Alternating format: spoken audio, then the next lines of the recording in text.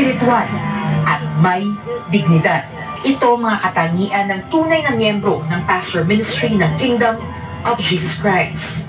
At ito ay taliwas sa kredibilidad o wala sa katauhan ng mga nag-aakusa kay Pastor Apollo Sikibuloy ng kung ano-anong kasinungalingan at walang basihang mga paratang tulad ng pananamantala ng kababaihan at kabataan. What you say to the sun is who you are. Ngayon, yung mga nawala dito, they have already known from the very beginning na merong spiritual standard na sinusunod dito, which is discipline. Kasi kapag nagkamali ka dito, syempre didisiplinahin ka. Kasi ang ini-implement dito is spirituality, hindi carnality. Ngayon kapag gumawa ka ng carnal na mga bagay dito, face the discipline and consequences. Itong mga lumabas na to, hindi nila tinake yun. Tinapon nila yung mga words of God na natutunan nila kay pastor. Karoon na ng pride, karoon na ng depends sa sarili nilang carnality. Dinepensa nila yung sarili nilang carnality. Kaya nung lumabas sila, ipinahid ngayon kay pastor. Yun yung nangyari sa kanila. Kasi kung titingnan mo yung background nila, ang dami nilang ginawang carnality dito. To the point na hindi natin sinasabi kasi mga babae ito. Ganyan si pastor. Ganyan si pastor magprotekta ng mga babae dito. Ikaw, Amanda, ang dami mong ginawa ditong kabalastugan sa school. Na kung ako mismo, babae, nakakahiya yung ginawa mo. Pero tingnan mo, hindi natin yan binulgar, di ba? Kasi nga babae ka. Tapos ngayon, nung lumabas ka, kung ano-anong pinagsasabi mo kay pastor, just to cover up your sin and your carnality.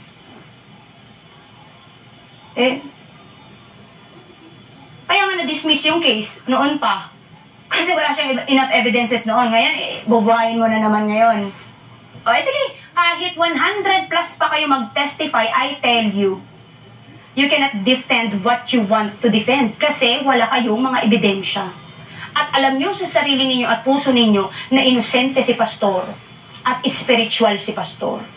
Mga bayaran kasi kayo. Yun ang totoo. Ayon kay Sister Arlene de Leon, miyembro ng pastoral ministry sa loob na ng 20 taon, ang pagtanggap sa disiplina isa sa mga katangiang wala sa mga taong tumiwalag o dating miyembro ng KOJC, partikular na sa pastoral ministry.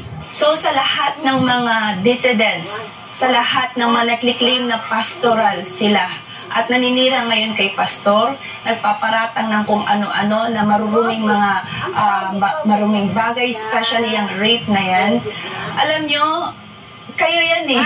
Kayo exactly kung ano yung sinasabi nyo na marumi against kay pastor, against sa kingdom, against sa pastoral, kayo yan.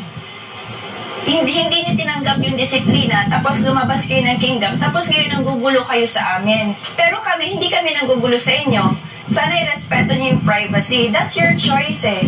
Hindi namin pwedeng makontrol yung choice ninyo. So kung choice niyo magpakasama, kayo na lang. Huwag niyo na kaming isali. At huwag niyo nang isali si pastor. Kasi kahit na anong mangyari, si pastor ang most spiritual man. Gidinay niyo ang paglilingkod, i-deny din kayo ng anak. At ito rin ang dahilan ng kanilang pag-alis at upang pagtakpan ang kanilang mga kamalian ay binabato nila ang kanilang mga karumal-tumal na gawain kay Pastor Apollo Sikibuloy.